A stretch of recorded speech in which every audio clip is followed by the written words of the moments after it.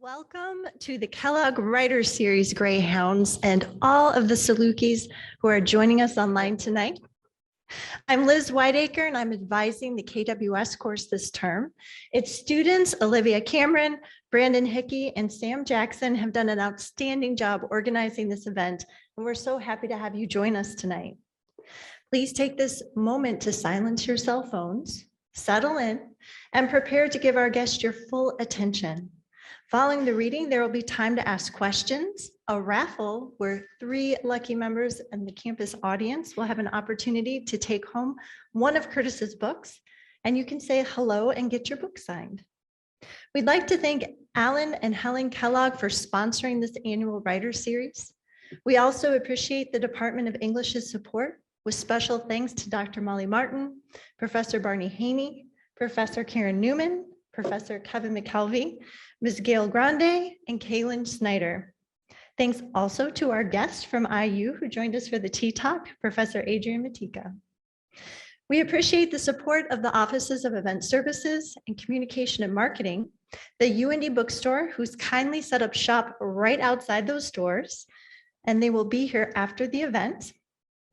To all of the faculty, alumni, RSOs, and students across the university who support this series, and a shout out to everyone who attends, supports, and engages with writing in the arts. Finally, we are thankful for our intrepid guest, poet Curtis Crisler, who braved miles of construction to join us here tonight. Now, Olivia Cameron, a sophomore majoring in both creative writing and professional writing, will kick things off. Thank you.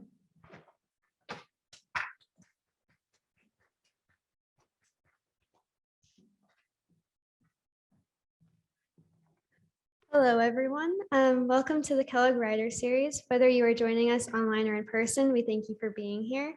The Kellogg Writers Series team enjoys having the opportunity to host distinguished writers on our campus so that they may share their work and experiences with you.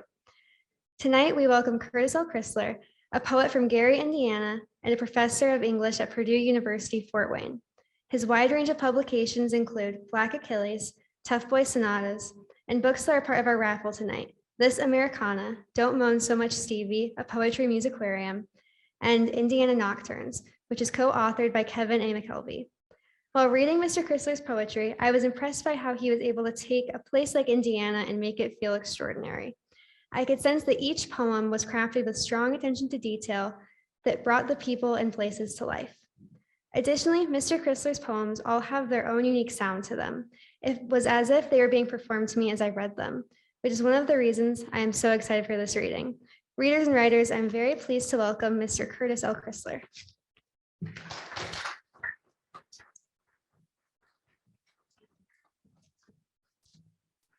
Well, thank you. Thank you all for coming out. I want to thank the Kellogg's Writer Series for having me, for Brandon, Sam, and Olivia for putting up with me.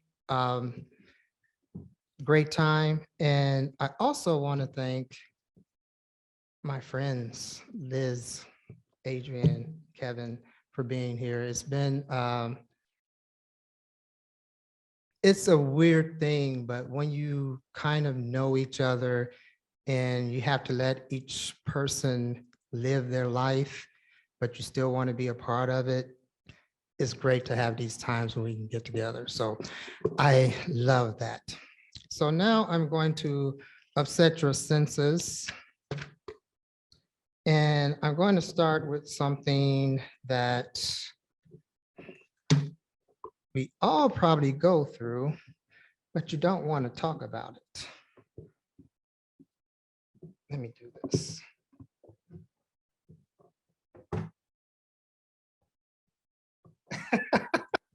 I was just thinking about that. I brought too many books.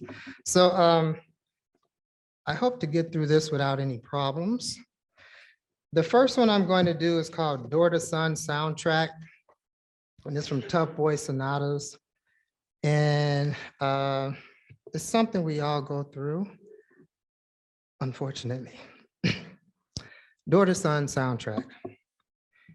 And you realize those thumps and those thuds and that rhythm, That rhythm of the box springs has a backbeat that goes with summer nights, winter days, autumn afternoons, a tightness to the moans between the radio commercial and a television set so loud your mother would kill you twice.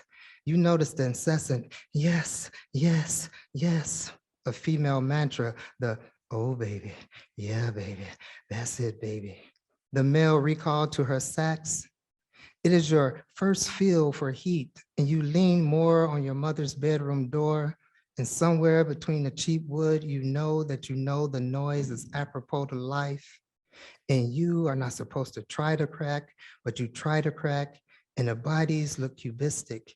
At that age, you grabbed your crotch, not a second thought as you wander, grows wild with blare of radio, TV, moans, and old box springs. You think, he's hurting her, ponder. Why doesn't she yell, tell him to stop? And not until you get to play sax. Do you comprehend the pace, the music, once found barreling an air of dense hallway, of bulging blues enunciation? And I love that quiet. Kind of reminds me of Kim Adenuzio doing the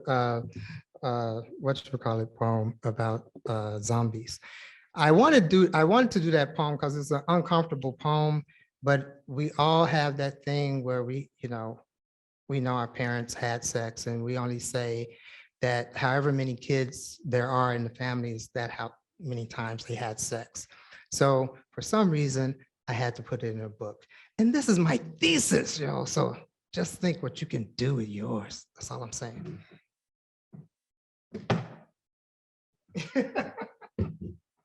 Okay, so I'm going to go to Kevin and I's book, Indiana Nocturnes. And this is You Bring Out the Woman in Me. And I want to read this since Women's History Month was last month. And this comes from Bao Phi, who does You Bring Out the Vietnamese in Me. He's a Minnesota poet, Vietnamese background. And he got it from Sandra Cisneros, who does You Bring Out the Mexican in Me. And so what I had my class do was swap genders and play with it. And when they did it, I participated too. And this is what I came up with. You bring out the woman in me. You bring out the blood, fluid, and pain to the umbilical cord of all my children, breathing and not. You bring out the woman in me, the mama, mommy, mother of voices rushing down the hallway of life's time. You bring out the psychopath in me, the functioning under pressure of me, this nucleus of a thing outside of womanism, outside of feminism, outside of glossy mags, and how to please your man overkill when I am the mother to existence of me. You bring out the man eater, the man hater, the frustrator, the rejuvenator of me. I am nothing but the everything of anything in the immediacy of a second in me. You bring out how I figured out the hot, hot, hot in me, the cold, cold, cold to breathing, the if you don't get out of my face in the next minute of me, so I can implode from the kernel of a popcorn seed into a butterfly. You bring out the Queen Latifah in me, the ladies first, the June Jordan in me, the Carolyn M. Rogers in me, the light-skinned girl born in Gary in me. You bring out the maternal key in me. You are the face in the mirror in me, the bump, bump, bump in my chest that bumps. You bring out the terrifying me and sit it down like an own. You bring out the beautiful fangs in me. I am running through the streets, a car on fire, and I am breathing in all the pollution of the city, changing it into planetary bodies. You reveal the surgical bikini scar of me, the botched tattoo nightmare of some other name on me, because you own words, the placenta of every kernel of knowledge I need, and you, click, click, pow.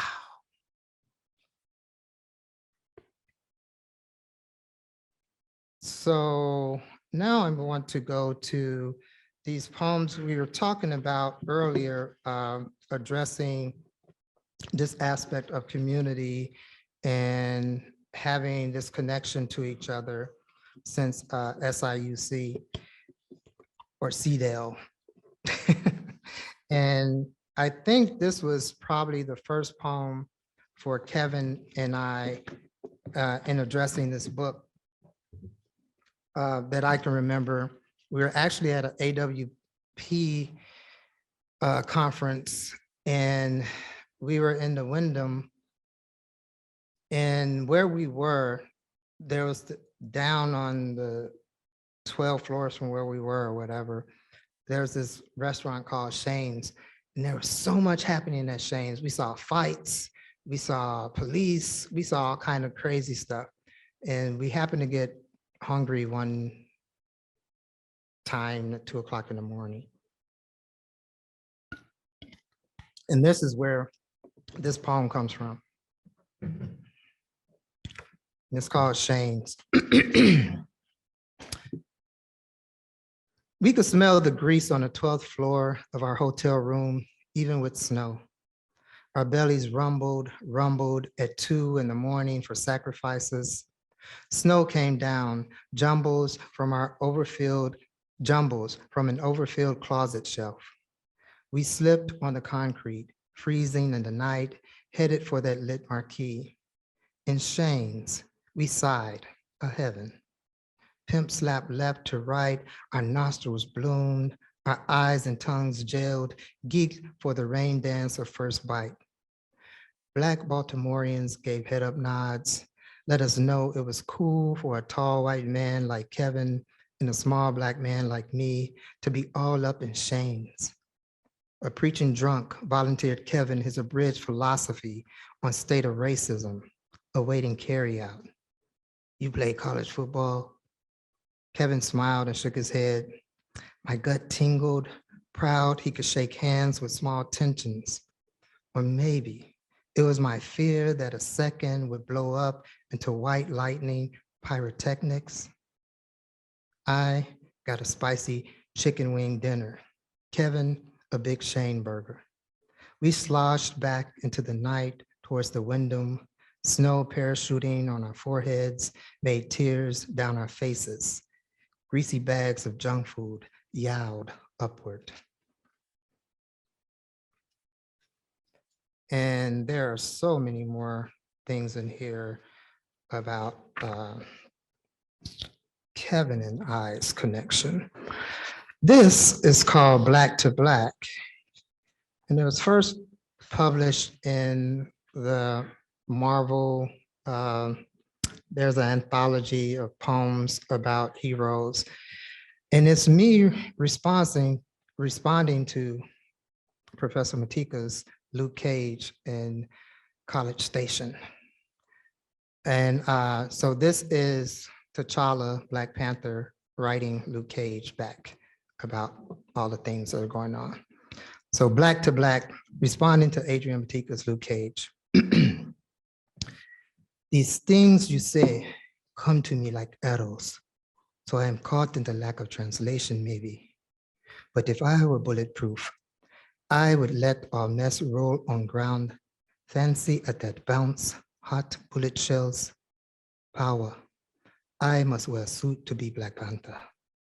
Power, I could still be peeved I had to change my rep to Black Leopard just to offset bad press of Rap Brown and Huey, suffocating world and how to identify brownness. Don't sweat small rut. Man, the economy has our spandex in bunch. Wakanda's not the US and heroes come and go. Many turning vigilante, many dealing with identity in this age of establishing a name.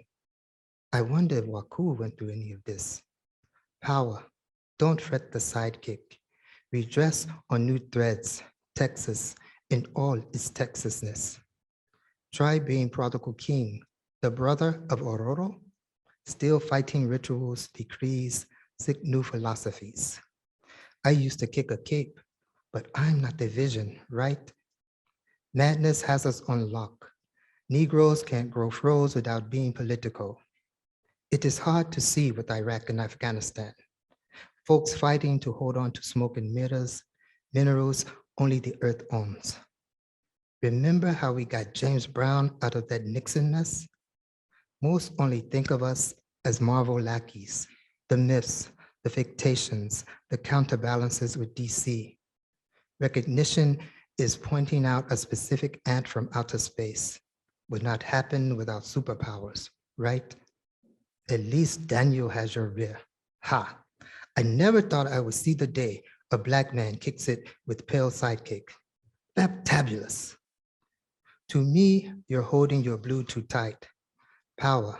I grew up spinning inside of my brain too. Why are you hovering inside, contradicting what you know as truth?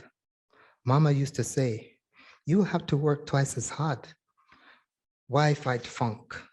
Do you, be you, work you. Everything else is just antics, reality TV, ratings. You know this, Luke. Until next time, Ororo sends her love. Stay hungry. T'Challa.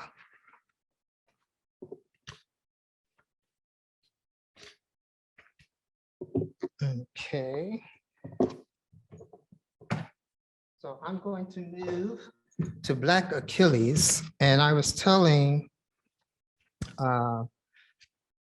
them earlier that I stole some stuff from Professor Whitaker on her Hit the Ground book, where she's taking abstract concepts and personifying them.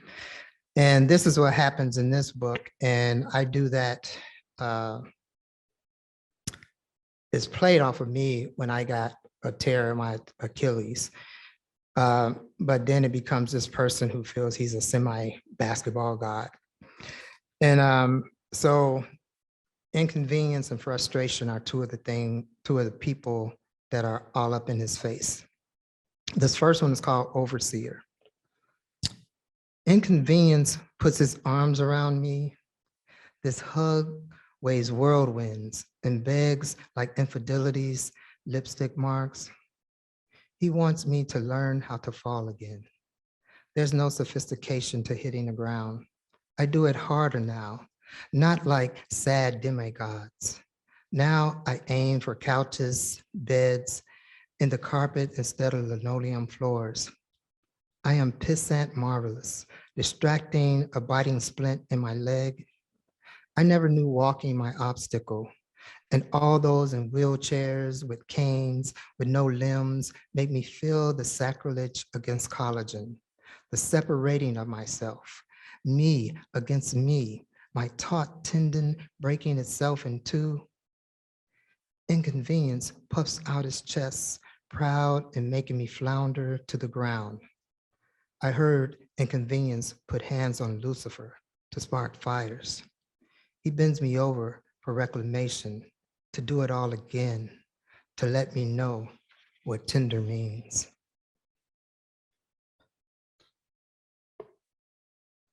And this is frustration and inconvenience together. Date night. Frustration and inconvenience crash. Last call for alcohol, as if someone cried out, is there a doctor in the house? As if they were both doctors. Frustration brings inconvenience home. You hear their rattling bodies going at it in the kitchen. You hear their anger, their angry lovemaking. You hear their angry lovemaking cry out like stuck mad dogs. You hear them snore like grisly things.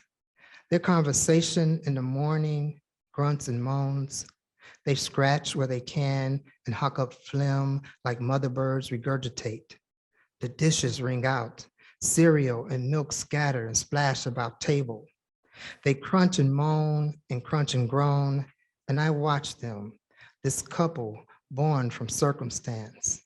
I feel they have fused into me like an abomination, and I want to cut them off clean. They know this, yet they smile at me with a piranha's joy. It's those piranha teeth I see when they're smiling at me. Okay.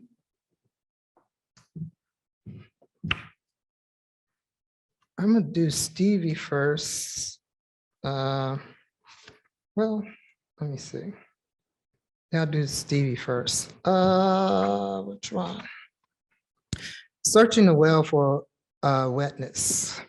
B-side, track 1, 2, 3. And this is a synastic, and it's basically where you put persona and the phrastic together and get what I came up with. So this is Stevie playing, and they say Stevie has synesthesia. Some people say Stevie can really see. Who knows? But this is Stevie searching the well and realizing what he's done and when he's done it and all that. It's not bulging veins in my neck or all-star part with the boss feeding my faith in my exorcism by liberating. There's a choice we're making. We're saving our own lives. It's true, we make a better day, just you and me, yeah. I bought that bridge, the shirt, the entire edict, small bands of voices could murder monopolies, dirty apartheid, all before the Arab Spring. I thought in neo-civil rights, an era breaking all brinks, coming up new. No one saw my blindness, how my vision radiated not.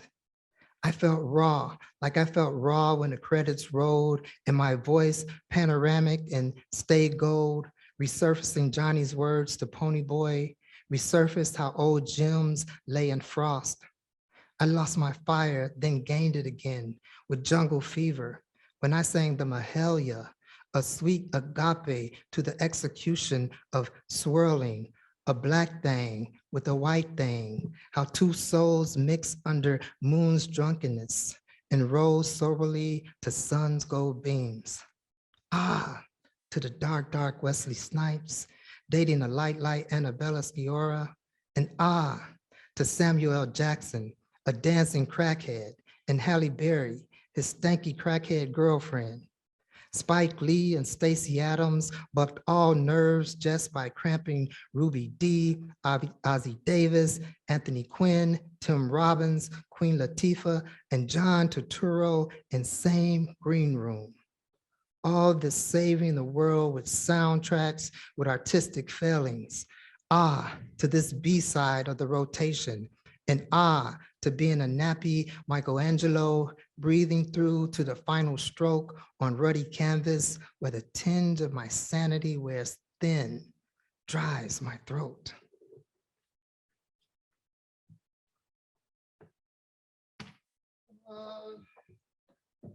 I'm going to go new.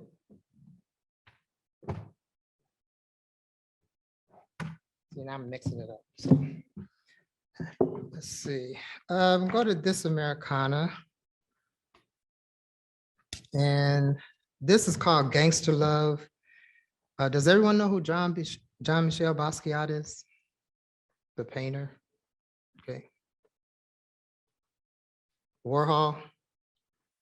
Andy Warhol? Anyone? Anyone? Okay. They were friends. He dated Madonna before he died. Just saying.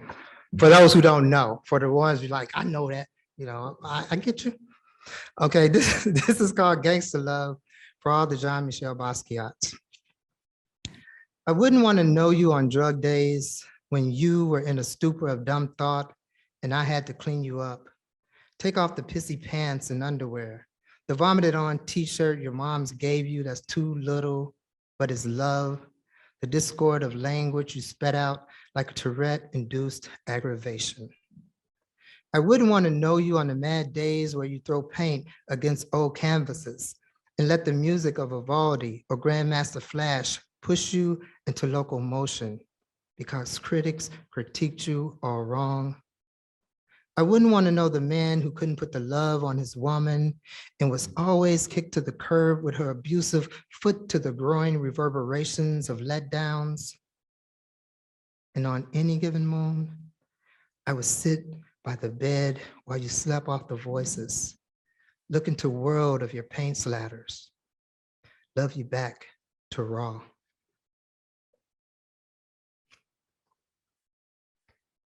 And I'm going to do another one in here. And this one's called Poet Juice. And I think you show up in here in the crowd, Adrian. Poet Juice. Do not come lightly to the page, Nikki Finney.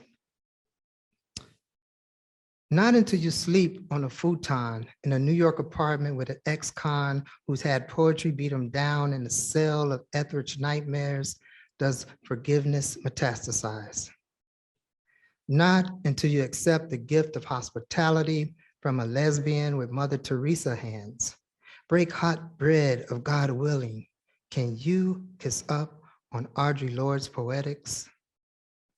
Not until the buzz of corner thugs who share airwaves, drunk on dialectics, all born again from the funky duende of concrete street life, slapping against university canon, is when you, poet, hone the Jesus of yourself.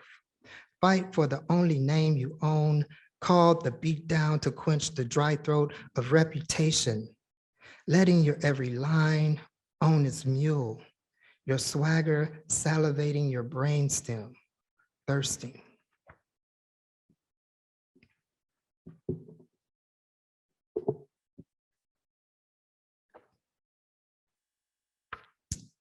Now I'm going to the Gray album, which is, it was actually the Black album, and it got to a finalist thing.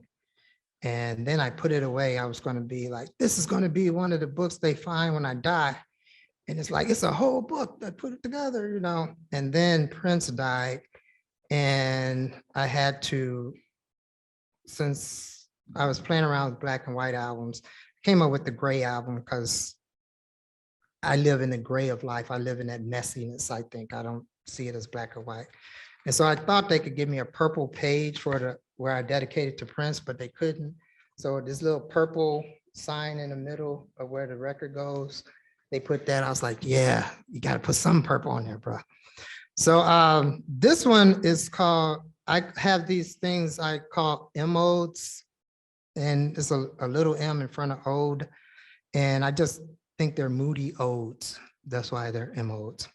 So M-ode for a friend who used to be a skinhead and asked me to go to church with him. M-ode for a friend who used to be a skinhead and asked me to go to church with him. After taking my introduction to creative writing class, and I thought about how the air traveled around my ears like vespers from the mouths of the ash trees and sycamores, discussing the war on the emerald ash borer beetle and how it ate a family from the outside in to the inside out, as well as how far from Asia and Eastern Russia they traveled to upset Indiana. In Indiana, in our Indiana, we are like the splintered wood in the hollowed out trees, some tossed out bric-a-brac of a moment where I see strange fruit hanging about the Hoosier diameter in matrix of hate. But there we were, eyes breakdancing in the sunlight, giving dap and fist bumps, brown and white skin honored to touch the others, next to Smoking Hut. How our grandfathers would see our solidifying functions as some charlatan move in race relations. Is this far reaching or not reaching far enough in a state where Klan members rose to infinity? I see my voice lost like all the ash trees. I see my voice lost in what the sycamore cares not to remember. In funnel, my friend's voice got lost in soft echoes where his mind misfired. I didn't attend my friend's church, not due to the who, the what he'd been. Our benevolence took 3 steps forward and 1 step back.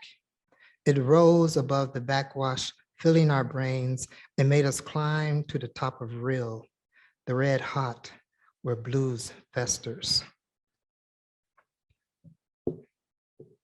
And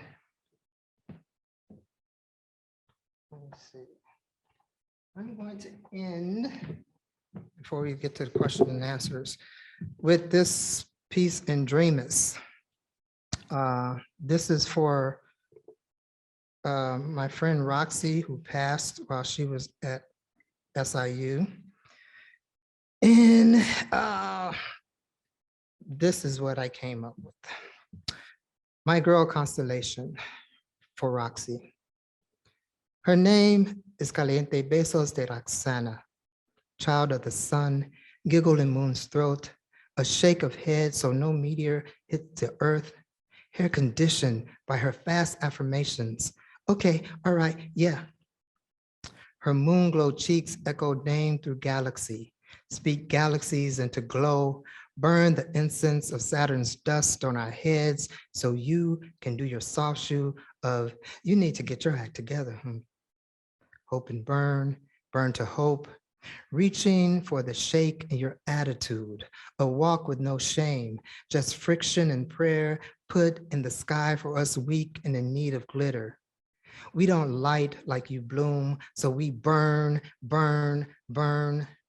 Now you got a roof on fire, party off the hook, twinkle, twinkle, but no petty star. You are caliente besos, sparks from firmament like in the creation.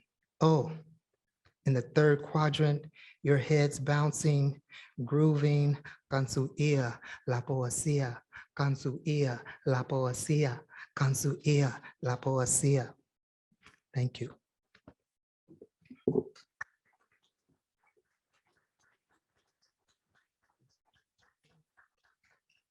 Now, I guess I'll open this up for questions.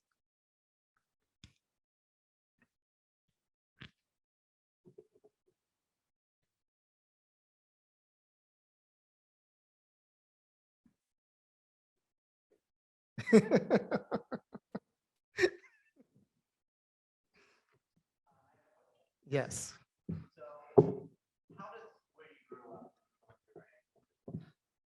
Well, like we're talking about today, I think when it's hard to address who you are without where you come from. So talking about the magnifying the minute and looking at everything around you, or we even brought up, you know, you can't mention Batman without Gotham, or, you know, Superman without Smallville. Those places become characters within who and what they are. And I think that's where we connect to that stuff. Sometimes it takes you, as we were talking about, having some distance, takes you some time in getting away from where you were born. And then you're in another place. And then when you come back, you have more clarity about writing about those things. And I think Kevin mentioned something about, it's something like 17 years or something of that nature, in the sense of how long it takes before you go back to writing about that. So it's important. And I would say it's important for you and how you're looking at your voice. And I think you mentioned that, Liz, something about addressing how that, and I was talking about the imprint of like ducklings and things of that nature, but that voice of our parents, it's crazy. I just had in the one poem said, if you don't get out of my face, that's my mother. And so those voices are always with us. So I was saying, William Stafford says the voice that he hears in his head is his mother's voice. And I feel the same way. I can write about a poem about her at any time, and I can, that imprint is just always in me. And I'm saying stuff to my students that my mother said to me, and I'm sorry. So, but I love you, Mom, if you're looking, if you're watching. Others?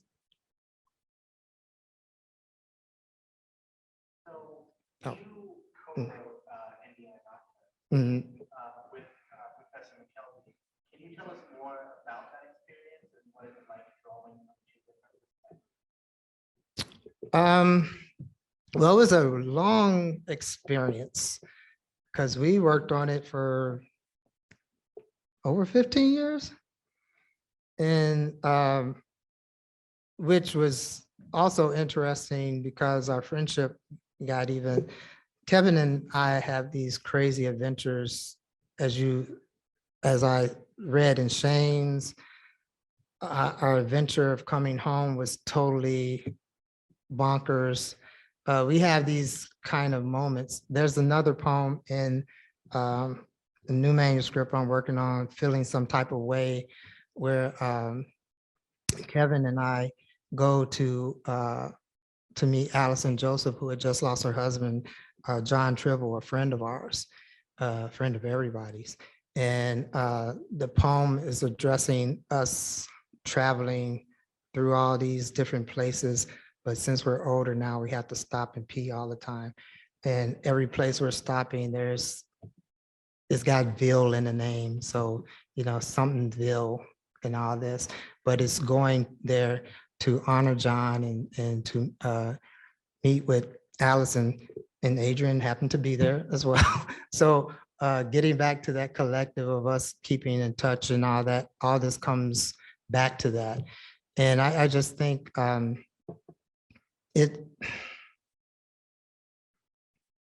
just think that's what it's about. It's just about connecting, understanding, and knowing that, you know, you have this within you and you can share this with others as well. Did you have a question? Yeah, my question was, what is your ideal life? I threw that out a long time ago because, I mean, well, the ideal would be probably, like I was telling them today, I'm like my friend Eric Boss. I'm obsessed with something until I'm not obsessed with it. And so in that obsession, there's these frenzies. So when I'm really writing, for example, at SIU, actually, I was writing for like 3 days straight. And I told Rodney, our professor, Rodney Jones, and I was like, Rodney, it's like, I haven't had any sleep. I've been writing for like 3 days. And Rodney was like, that's good. And I was like, Rodney, I grabbed him by his collar, you know, I was like, I've been, you know, writing for 3 days. I have not had any sleep. He's like, okay, you know, but the thing with the writer is we want that writing. We don't care how, my whole thing is I don't care how you get to the page, just get to the page, because when you're at the page, you can engage in what it is that you want to say. And so in those frenzies, I tend not to have awareness of all the white noise around me. I get to, like you hear in, you know, like monks and people doing meditation, they're trying to do the ohms and things and all that stuff to get to a point where all the distraction is taken away and they hear nothing. And that's supposed to be the part where you can start enlightenment. Well, I have all of the stuff around me and then it gets to nothing. And I'm only engaged with the poem. And so the white noise, the TV, the music, the baby crying, whatever's going on is, you know, when I was married, my wife she was like, Curtis. And I was like, what? And she thought I was mad at her. I wasn't mad at her. I was just switching from being there to switching back to reality. So it could be anywhere now. And if I'm that focused, that's where it is. You mentioned that the works of previous poets inspired to bring out the moment. Mhm. But it seemed like those previous songs were focusing on race. It was just, I was trying to come up with a new prompt for them to do. At that point, I was kind of burnt out on the bland. I got tired of all the prompts I had been teaching at that point.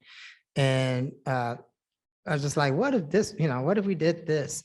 And I didn't know how good of a prompt it would be, but there are other teachers that are teaching it too. So I feel, you know, it turned out really well. And it just made me focus on like a lot of stuff too that women go through and how they're commodified and all that kind of thing. And it just took me back to my mother, the light-skinned girl born in Gary. That's my mother. She's not Carolyn Rogers or Queen Latifah or anything. she's more than that, but you know, she's the one that has kept me going. So that's where, you know, I think it just basically came from there, and it just brought out a lot in me that I didn't even know I had. And when I first wrote it, I had it like a ticker tape poem where it just went from margin to margin, and there were these ellipses like lines in it, and it was just going and going until it went out. So when it got to the click, click, pow, you know, it just stopped, and it was just like other lines of ellipses, like, you know, going down there. But I had to change it because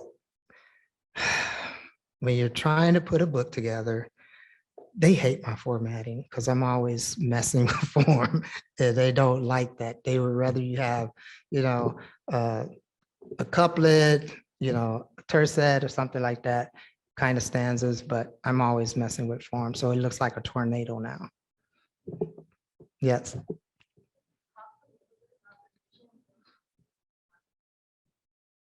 Mm-hmm.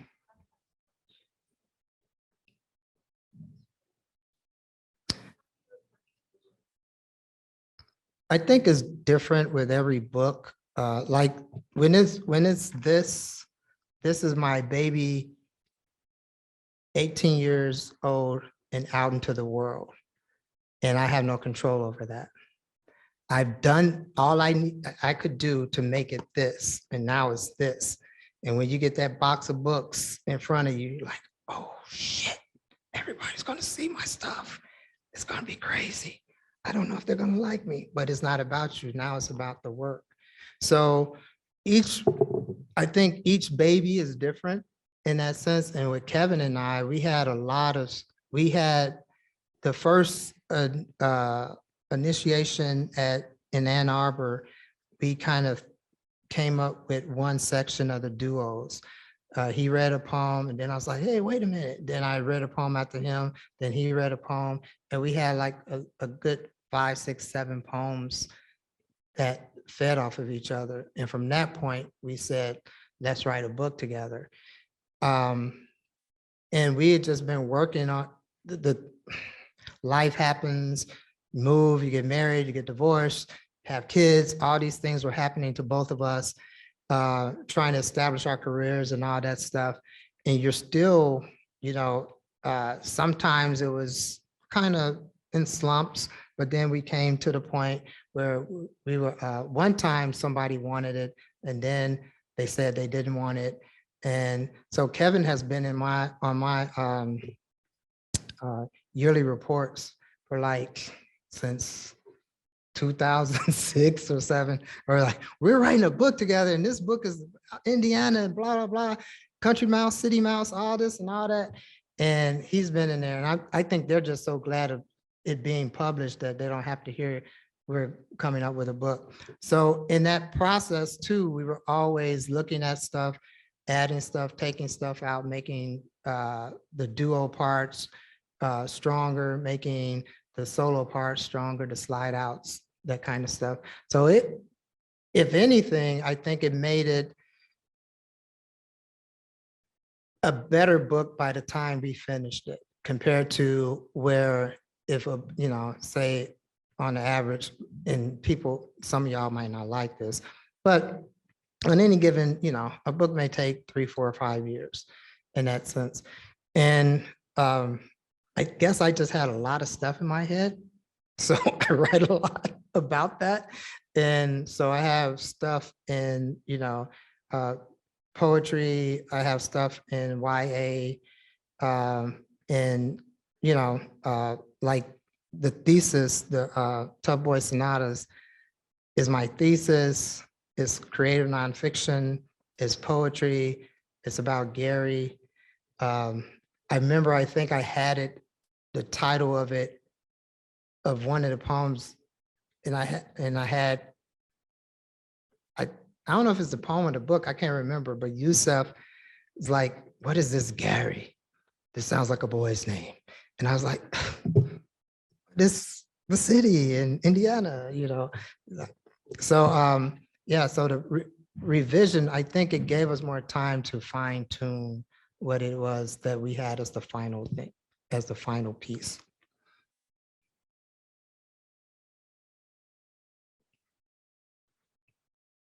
Yes.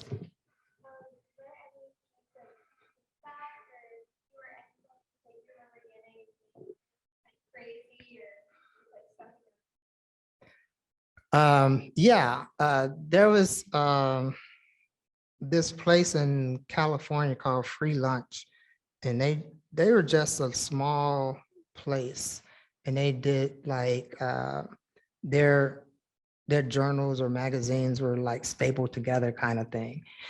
And I was sending stuff there and I got rejected. And Ron Offen was the editor.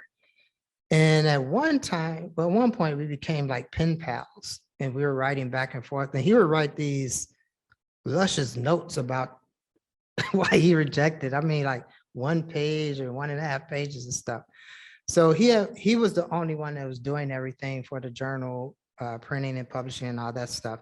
And he got sick, and then I think he lost someone in the family or his wife, and all this stuff was happening, and we were becoming like pen pals, and so it was cool.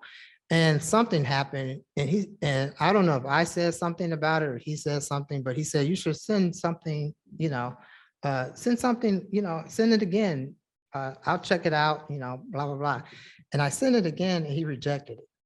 And I was like, I'm never sending anything to this dude again, But we talk about good rejections, bad rejections.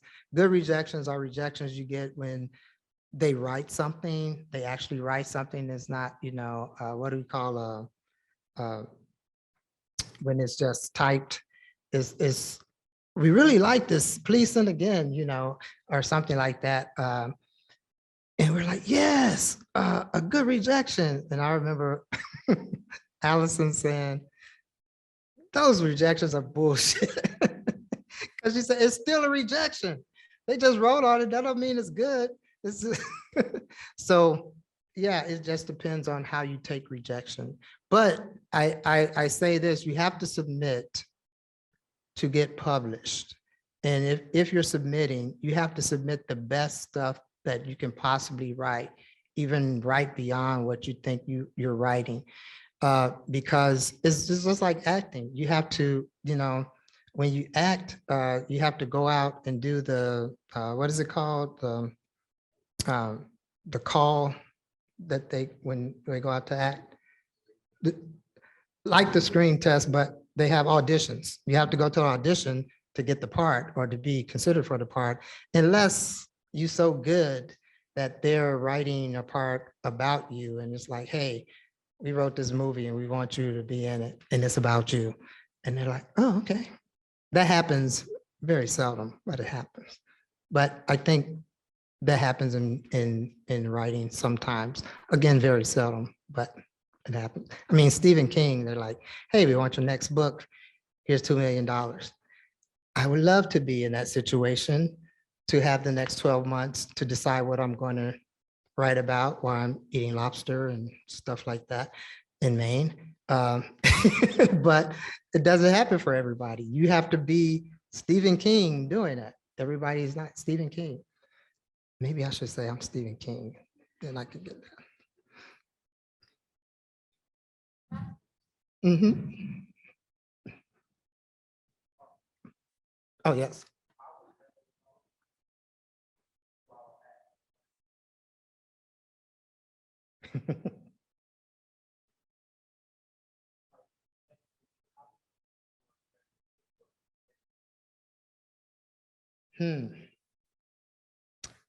That's a good point. I think for me, and a lot of people, there's this writing may start out as a therapeutic thing in the sense of just getting, keeping a diary, writing poems that, to yourself. And I used to do that. And I was really protective of my poems. I remember I had 3 roommates and I would have a 3-ring binder of my poems. And I can put it anywhere in the apartment. I know they're not gonna touch it because there's 3 other Black boys. They're not worried about poetry. So one time I come home and one of our friends is over there and she picks up, she had my 3-ring binder of poems and she's reading it. And I snatched it from him. It's like, what are you doing? You don't ever touch, I was getting mad. And she's like, she's crying. And I'm thinking she's crying because I'm yelling at her, right? She's not crying because I'm yelling. She's like, but they're so beautiful. You should show the world. Don't you ever touch my stuff, because there's this thing when you don't know about the community, you're writing to yourself. It's almost like you're writing in a vacuum, even though it's cathartic and therapeutic to hear that. But then when you go back and you see those poems, it's like, oh, the shadows of life where it is, and the darkness was coming down on me, and there was too much weight. It's all these crazy, those poems. But, and she's right, you have to share it, because what it opened up in me was that Langston Hughes, Nikki Giovanni, Sonia Sanchez, Billy Collins, whoever it is, that's what they did. They gave us their poetry and gave us their voice. And you have to get past that aspect of being therapeutic and realize that you have a voice and you need to hone your voice, be it in music, in art, in politics, and all that. Everyone has a voice. This is your voice on the page, and this is how it sounds. If I went around, like I said this earlier, if I went around and asked everybody, what is love? It's going to be an individual thing for everybody's aspect of love. But if I say love is my lips on the nape of her neck, I put you in a place, right?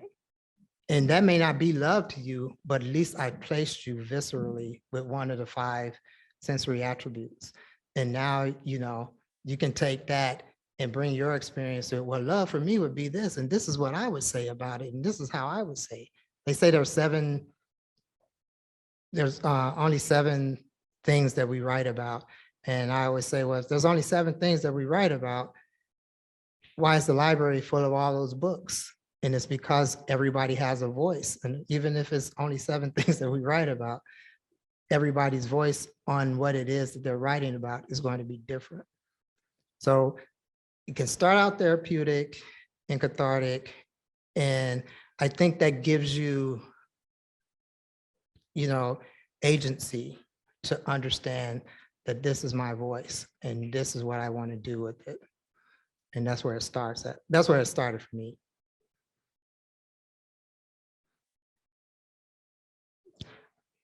Yeah. Hi, Sarah. Mm-hmm. You get to a point where, like, I had that friend situation looking at it, and then I did start sharing stuff. And I started realizing also that, again, other people are giving it up. So I'm reading books by Yusef Komunyakaa, Toy Derricotte, Cornelius Eady, and all these other people. And I'm like, wow, I feel like that. But why am I not saying that? And if I'm going to be a poet, I have to step out on that mantle that all the ancestors provided for me to do. And so at some point, and it could still be some aspects of catharticism in there, but you're going to start getting into, the aspect of addressing and showing functionality to the poems, how the poems made, what is a poem, what is enjambment, what is, alliteration and consonants and all that stuff. And then you're like, oh, this is how you make musicality without making each in rhyme, the dot, the dot, the dot, the dot street, the dot, the dot, the dot, the dot meet, and you can have internal rhyme and things like that. So learning about that then shows your functioning on the control and temperature and tone of your poems and stuff of that nature. So that moves you out of just being cathartic and dealing in emotions. Because if all we did was write when we were mad, then it's like everybody would be writing mad poems. And a lot of people do, some, Bukowski's, but yeah, some people do, but there's other emotions too. So you want to get those out. You want to have a happy poem, a beautiful poem, a loving poem, but if you're just angry all the time, then maybe you need more than the poem to help you out. That's all I'm saying. Is it time to go? Okay. Thank you all for having me.